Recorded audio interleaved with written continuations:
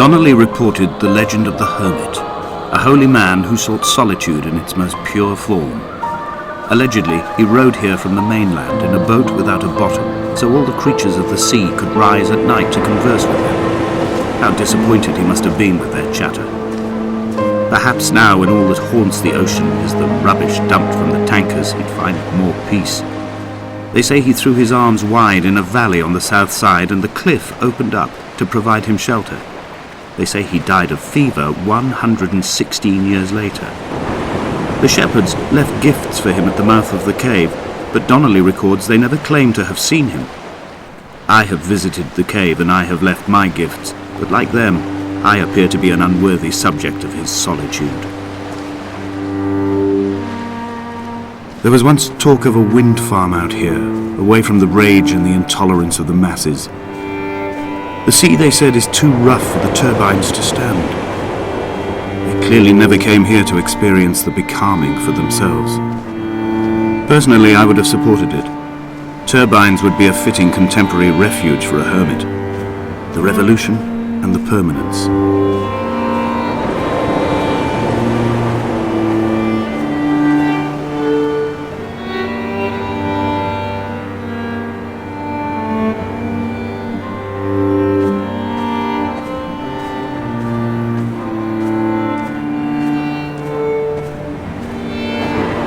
The mount is clearly the focal point of this landscape.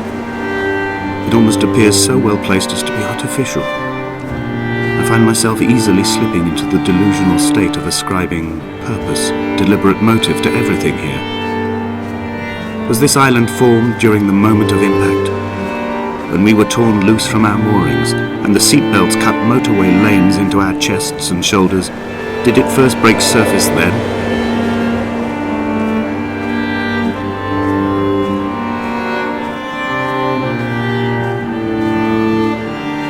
When someone had died or was dying, or was so ill they gave up what little hope they could sacrifice, they cut parallel lines into the cliff, exposing the white chalk beneath. You could see them from the mainland or the fishing boat, and know to send aid or impose a cordon of protection, and wait a generation until whatever pestilence stalked the cliff paths died along with its hosts.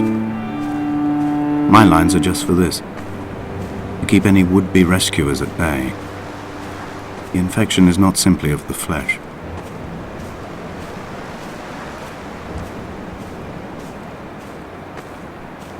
I quote directly, "A motley lot with little to recommend them. I have now spent 3 days in their company. That is, I fear, enough for any man not born amongst them. Despite their tedious inclination to quote scripture, they seem to me the most God-forsaken of all the inhabitants of the Outer Isles. Indeed, in this case, the very gravity of that term, forsaken by God, seems to find its very apex. It appears to me that Donnelly, too, found those who wander this shoreline to be adrift from any chance of redemption. Did he include himself in that, I wonder?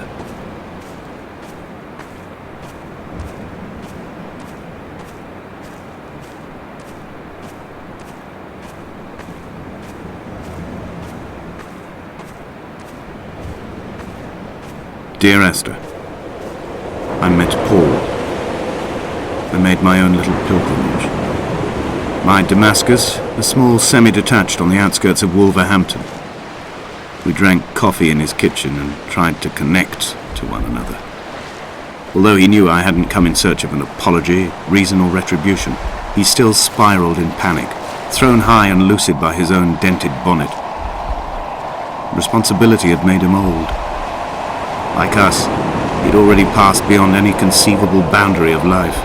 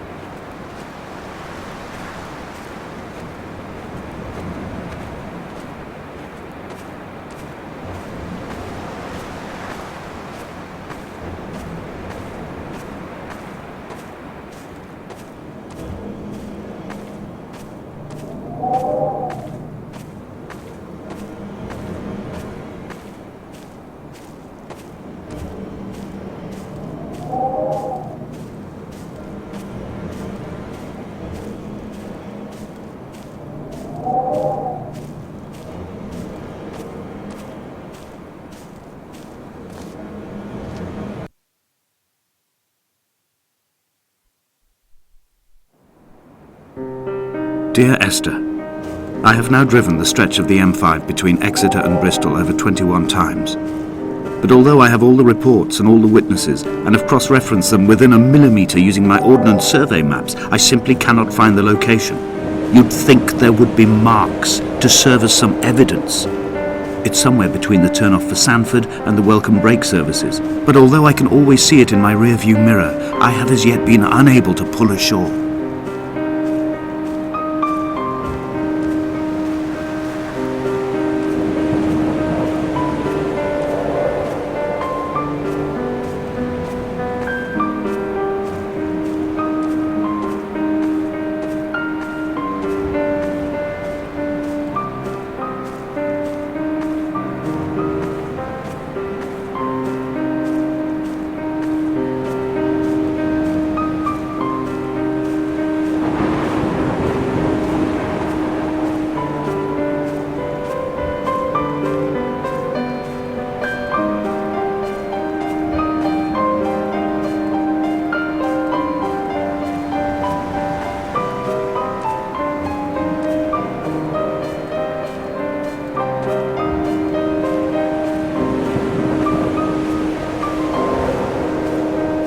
An imagined answer phone message. The tyres are flat, the wheel spins loosely, and the brake fluid has run like ink over this map, staining the landmarks and rendering the coastline mute, compromised.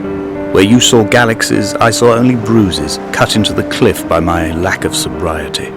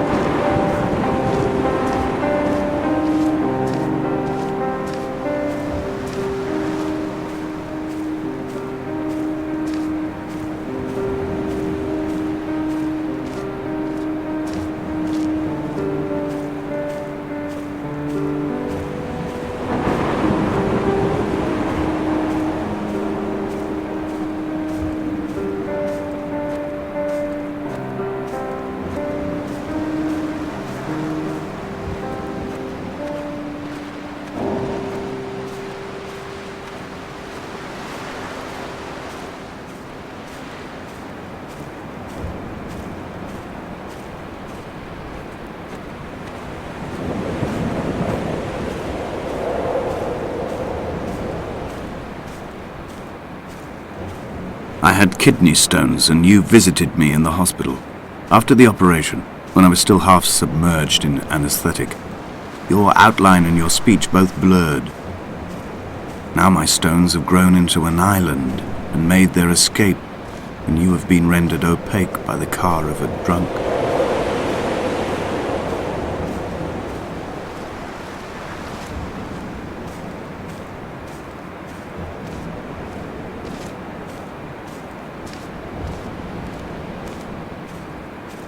What charnel house lies at the foot of this abyss?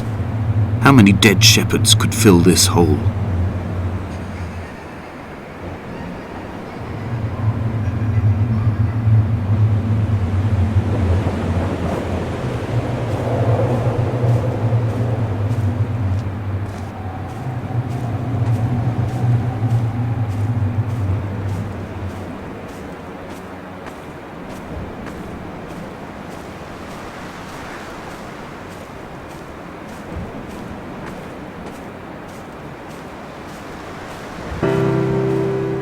I've begun to climb, away from the sea and towards the centre.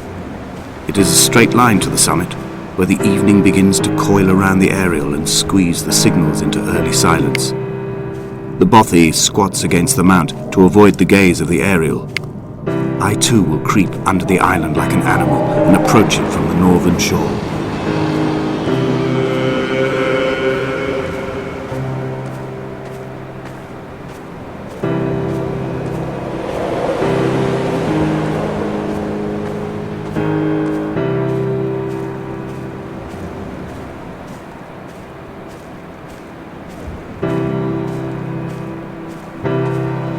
The bothy was constructed originally in the early 1700s. By then, shepherding had formalised into a career. The first habitual shepherd was a man called Jacobsen, from a lineage of migratory Scandinavians. He was not considered a man of breeding by the mainlanders. He came here every summer whilst building the bothy, hoping eventually that becoming a man of property would secure him a wife and a lineage. Donnelly records that it did not work. He caught some disease from his malcontented goats and died 2 years after completing it. There was no one to carve white lines into the cliff for him either.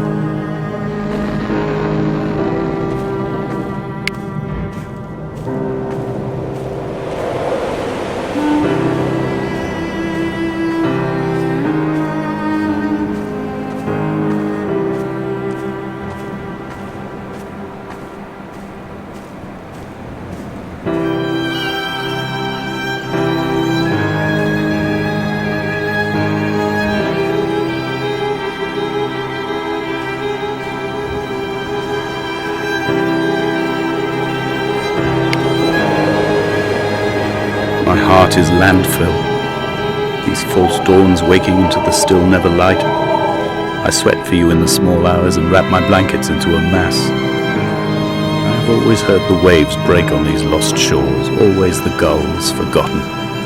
I can lift this bottle to my ear, and all there ever is for me is this Hebridean music.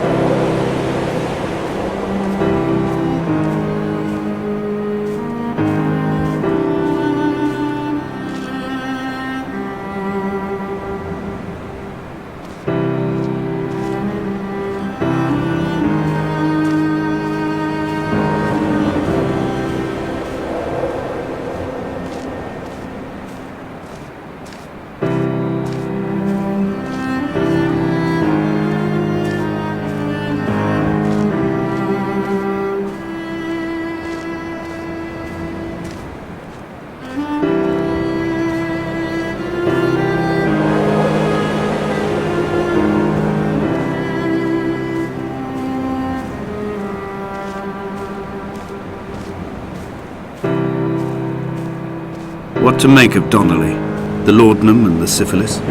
It is clearly not how he began, but I've been unable to discover if the former was a result of his visiting the island or the force that drove him here.